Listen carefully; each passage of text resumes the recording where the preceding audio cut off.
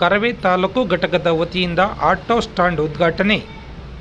ಕರ್ನಾಟಕ ರಕ್ಷಣಾ ವೇದಿಕೆ ಹಿರಿಯೂರು ತಾಲೂಕು ಘಟಕದ ವತಿಯಿಂದ ಗುರುವಾರ ನಗರದಲ್ಲಿ ಕರವೇ ಕೂಡ್ಲಳ್ಳಿ ಆಟೋ ಸ್ಟ್ಯಾಂಡ್ ಘಟಕವನ್ನು ತಾಲೂಕು ಅಧ್ಯಕ್ಷರಾದ ರಾಮಕೃಷ್ಣಪ್ಪನವರು ಉದ್ಘಾಟನೆಯನ್ನು ಮಾಡಿದ್ದರು. ಇದೇ ಸಂದರ್ಭದಲ್ಲಿ ಕರ್ನಾಟಕ ರಕ್ಷಣಾ ವೇದಿಕೆಯ ತಾಲೂಕು ಅಧ್ಯಕ್ಷರಾದ ರಾಮಕೃಷ್ಣಪ್ಪ, ಗೌರವ ಅಧ್ಯಕ್ಷರಾದ ಗೋ ಬಸವರಾಜ್, ಪ್ರಧಾನ ಕಾರ್ಯದರ್ಶಿ DKS ದದಾಪೀರ್, ನಗರಾಧ್ಯಕ್ಷರಾದ ಮೊಹಮ್ಮದ್ ಜಾಕೀರ್, ಸ್ವಾಮಿ, ಜಾಫರ್, ಗಾರ್ಮೆಂಟ್ಸ್ ಘಟಕದ ಅಧ್ಯಕ್ಷರಾದ ಪಾತಲಿಂಗಪ್ಪ, ಅಫ್ರೀದ್, ರಾಜಣ್ಣ ಗೌಡ್ರು, ಕೂಡ್ಲಳ್ಳಿ ಆಟೋ ಸ್ಟ್ಯಾಂಡ್ ಘಟಕದ ಅಧ್ಯಕ್ಷರಾದ ರುದ್ರಮುನಿ, ಗೌರವ ಅಧ್ಯಕ್ಷರಾದ ಸತೀಶ್, ಮೇಘರಾಜ್, ನಿಜಲಿಂಗಪ್ಪ, ಗಿರೀಶ್, ಸುರೇಶ್, ಸಿದ್ದೇಶ್, ರಮೇಶ್ ಸೇರಿದಂತೆ ಇತರರಿದ್ದರು.